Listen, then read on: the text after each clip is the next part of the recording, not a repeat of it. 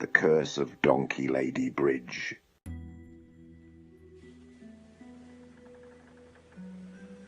The old Applewhite Bridge creaked ominously as Sarah's car rolled to a stop. She peered through the windshield at the dilapidated structure spanning Elm Creek, its weathered wood barely visible in the fading twilight. "This is it," she announced to her passengers. "Donkey Lady Bridge." In the back seat, her younger brother Tommy fidgeted nervously. "Maybe this isn't such a good idea, sis." "Don't be such a baby," Sarah's best friend Jess chimed in from the passenger seat. "It's just an old bridge and a stupid urban legend." Sarah killed the engine, plunging them into eerie silence broken only by the gentle burbling of the creek below. "Come on, it'll be fun. We'll check it out, maybe catch the donkey lady on camera, and have an awesome story for our YouTube channel."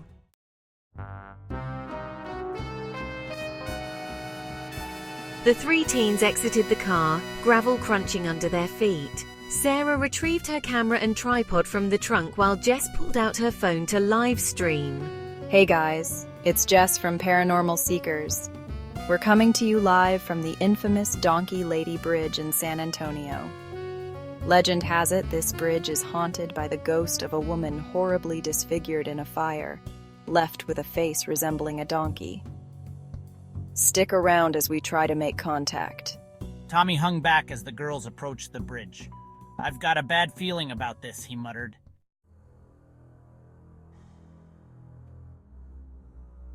Sarah set up her camera at the bridge's entrance. "All right, let's see if we can summon the donkey lady. According to the stories, you're supposed to honk your horn 3 times and call out to her." She walked back to the car and leaned in through the open window. 3 sharp honks pierced the night. "Donkey lady," Sarah called out. "We've come to speak with you. Show yourself."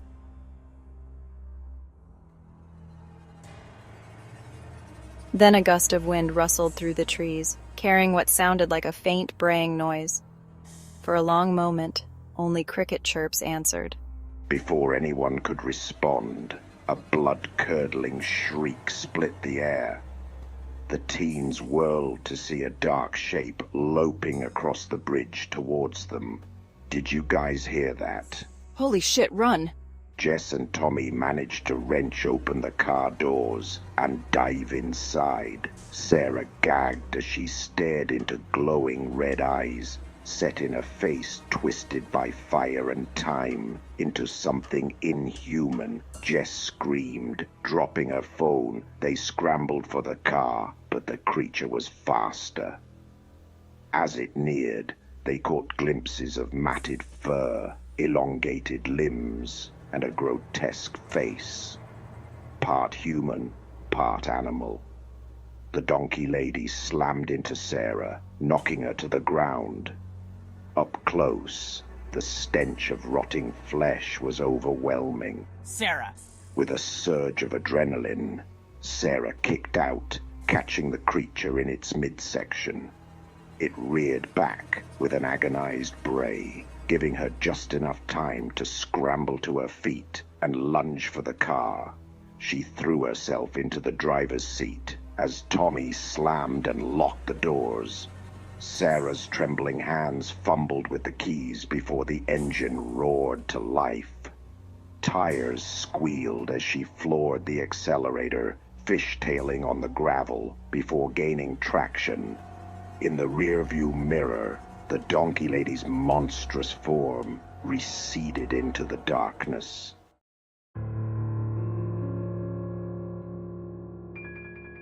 The teens sat in stunned silence for several minutes as Sarah sped down the country road, putting as much distance as possible between them and the bridge. Finally, Jess spoke up. "What the hell was that thing?" "I don't know, but we are never ever going back there again." Little did they know, their ordeal was far from over.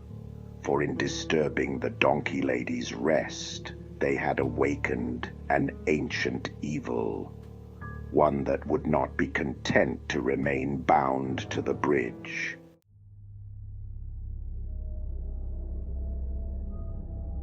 Over the next few days, strange occurrences plagued the teens. At night, they were jolted awake by the sound of hooves clopping outside their windows. Foul odors would suddenly permeate rooms with no apparent source. Most disturbing were the glimpses of a shadowy figure darting just out of sight, accompanied by guttural braying noises. It followed us home.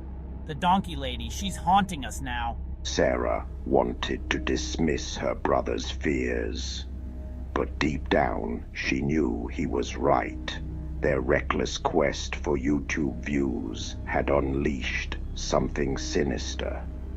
That night, Sarah tossed and turned, unable to shake the feeling of being watched.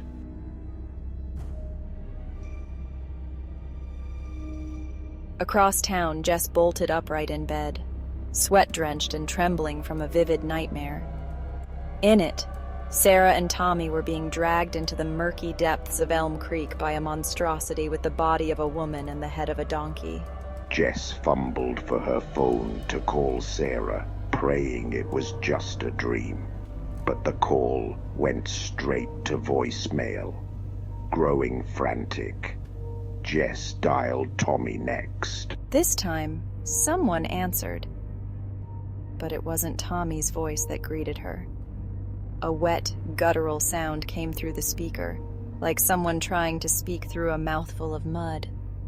Then a single chilling phrase. "They're mine now." The line went dead. Jess sat frozen in horror as the implications sank in.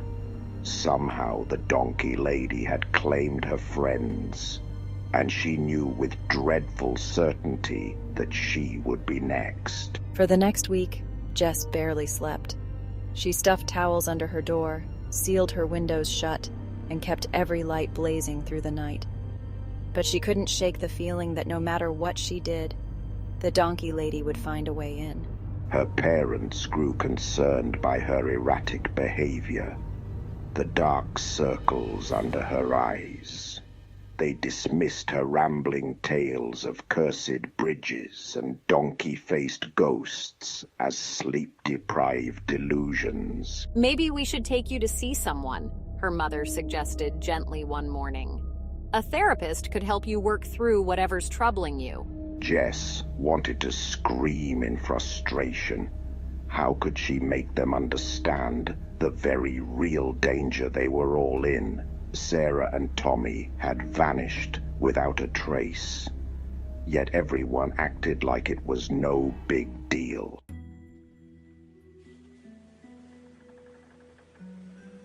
That afternoon, against my better judgment, I decided to return to Donkey Lady Bridge.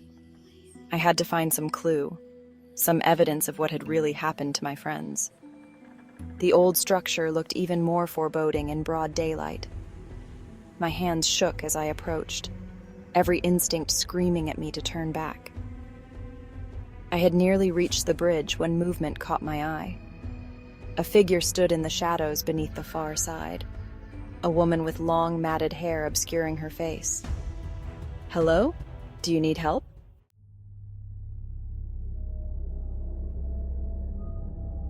The woman's head snapped up at the sound of my voice. Slowly she shuffled into the light. I recoiled in horror. The woman's face was a nightmare, features warped and elongated into a grotesque equine visage. But the eyes? The eyes were unmistakably Sarah's. Oh God, Sarah. "What happened to you?" I choked out. Sarah opened her mouth as if to speak, but only a ragged braying sound emerged. She took a halting step forward, arms outstretched. I stumbled backwards. "Stay away!" But it was too late.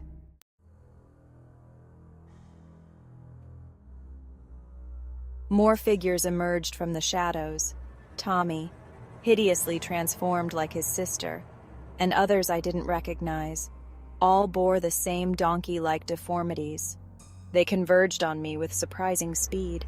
Gnarled hands grabbed at my clothes and hair as I struggled to break free. Sarah's distorted face loomed close, red eyes gleaming with madness. "Join us," she rasped in a voice like creaking wood.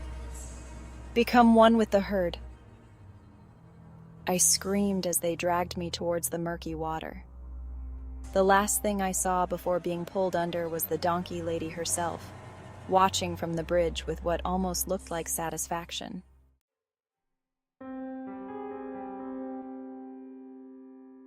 Weeks later, whispered rumors spread through San Antonio of strange noises echoing from Elm Creek at night. Locals spoke of twisted shapes glimpsed in the shadows, and an oppressive feeling of dread that descended near the old bridge. And sometimes on moonlit nights, the keen-eared might catch the sound of hoofbeats mingled with human sobs, the damned souls of the donkey lady's ever-growing herd. Those who know the truth give Applewhite Bridge a wide berth, for the curse lives on, always hungry for new victims. So, if you find yourself on a lonely road near Elm Creek, keep driving. And whatever you do, don't honk your horn 3 times. You never know who or what might answer.